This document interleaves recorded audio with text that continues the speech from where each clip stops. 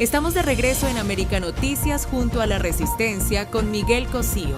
¿Por qué voy a hablar con Hugo Hacha? Señores, porque Hugo Hacha es alguien que conoce perfectamente bien el panorama latinoamericano.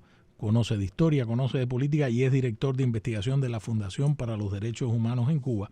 ¿Y por qué se me ocurrió llamar hoy a Hugo? Enseguida me respondió, bueno, porque el gobierno de Ecuador, el gobierno de Daniel Noboa, se la sacó del sombrero. He tenido más información, pero le voy a dar la noticia, y decidió, a través de una nota verbal que le fue transmitida al hasta hoy embajador de Cuba en Quito, Basilio Antonio Gutiérrez García, declararlo persona non grata. Pero la película no termina ahí, sino que Ecuador ha expulsado de su país a todo el cuerpo diplomático cubano acreditado allí. Hugo, tu lectura rápida, ¿por qué el gobierno de Daniel Noboa ha decidido de la noche a la mañana expulsar no al embajador, a todo el cuerpo diplomático? Esto es una ruptura de relaciones prácticamente, ¿no?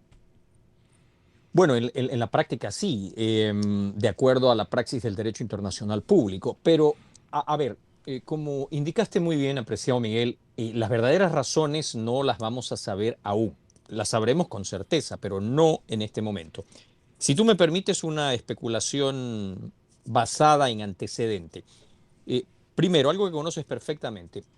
El régimen de La Habana no considera a sus embajadas, consulados, estaciones diplomáticas, ni siquiera a las representaciones de sus múltiples organizaciones de cooperación, solidaridad y de cooperación técnica como tales. Son estaciones de recolección de información sensible, de inteligencia, de procesamiento y posterior venta de esa información al mejor postor. También suelen ser centros operativos para la conspiración, la movilización social, la creación de conflictos, el adoctrinamiento y el entrenamiento de cuadros casi siempre hostiles a el gobierno anfitrión, a menos que éste esté totalmente aliado con La Habana, totalmente alineado con su posición, pero aún ahí terminan, como sucedió en Venezuela, convirtiéndose en la guardia pretoriana de la cúpula del régimen, cualquiera que sea el estado al que nos refiramos, pero usemos Venezuela como referencia, y teniendo un control absoluto sobre las decisiones de gran escala, sean estas políticas, económicas o de otra naturaleza. Considerando esto y sabiendo lo que ha pasado en un pasado muy cercano, con nombres como el de Carlos Zamora, alias El Gallo, el de Rafael Dauzá y otros nombres que podemos ir mencionando, y cómo estos se han involucrado en operaciones complejas, primero en contra de los países donde se encontraron y segundo dentro de este entramado, de esto que Meibor Petit y tu servidor hemos denominado juntos en nuestro nuevo trabajo, la segunda parte de este libro, que esperamos publicar muy pronto, y quiero que tenerte entre los primeros receptores para que nos des tu opinión.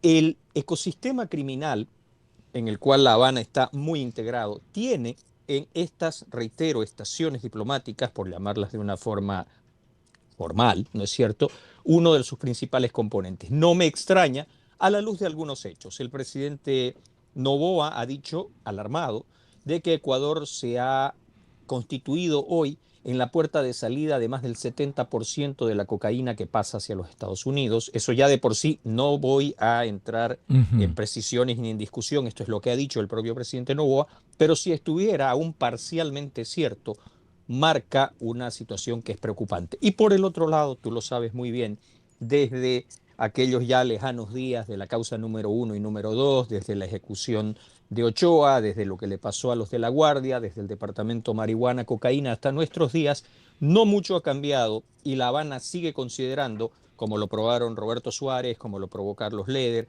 como lo supo en su momento el propio Pablo Escobar, a integrar a el ilícito y sobre todo al narcotráfico dentro de su ecuación estratégica y su confrontación con los Estados Unidos. ¿Hay dos Américas o la América ya va hacia lo que alguna vez tú soñaste después de tanto luchar contra Evo Morales en Bolivia?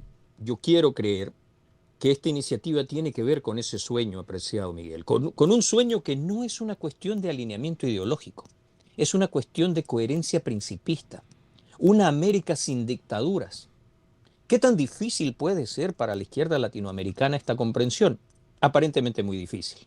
Aparentemente no se pueden ya escudar en el alineamiento ideológico para ocultar la complicidad del régimen de La Habana con los circuitos del ilícito, con el patrocinio al terrorismo, con la generación de conflictos, con la violación de los derechos humanos, con la violación de las libertades civiles, con la represión de la forma más salvaje que no solamente ejercen dentro, sino que exportan, ¿no es cierto?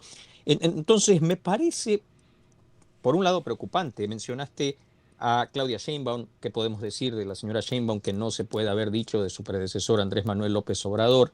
¿Qué podemos decir de lo que es hoy México? El presidente de los Estados Unidos lo ha dicho, con un amplio segmento de su territorio dominado por las organizaciones del crimen organizado. ¿Qué podemos decir de Luis Ignacio Lula da Silva? Un hombre convicto. No podemos olvidar esto. Luis Ignacio Lula da Silva, más allá de las acrobacias de discurso que se intentan hacer y de la ruptura de un orden democrático que pretende instituir, es un hombre que fue condenado en segunda instancia por delitos gravísimos que incluyen, entre otros, corrupción, y con roles que nunca se llegaron a investigar a fondo con este ciclo de lo ilícito. Pero sí, me preocupa mucho un otro país que no hemos mencionado, apreciado Miguel: Uruguay. Uruguay, tienes razón. La Suiza de América, el país del mayor respeto a las instituciones, un país que me ha dado el privilegio de contar con la amistad de dos personas que ocuparon la principal magistratura, el presidente Lacalle y el presidente Julio María Sanguinetti. Emblemas de una democracia, emblemas de disenso y de consenso democrático.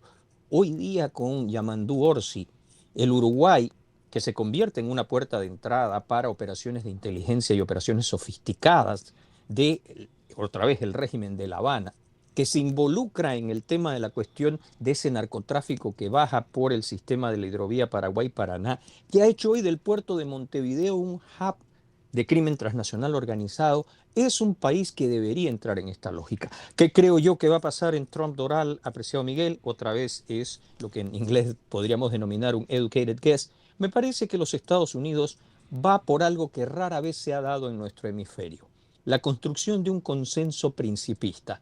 No más dictaduras en el hemisferio occidental, no más dictaduras en América Latina, porque creo que nuestros pueblos se merecen un mejor futuro.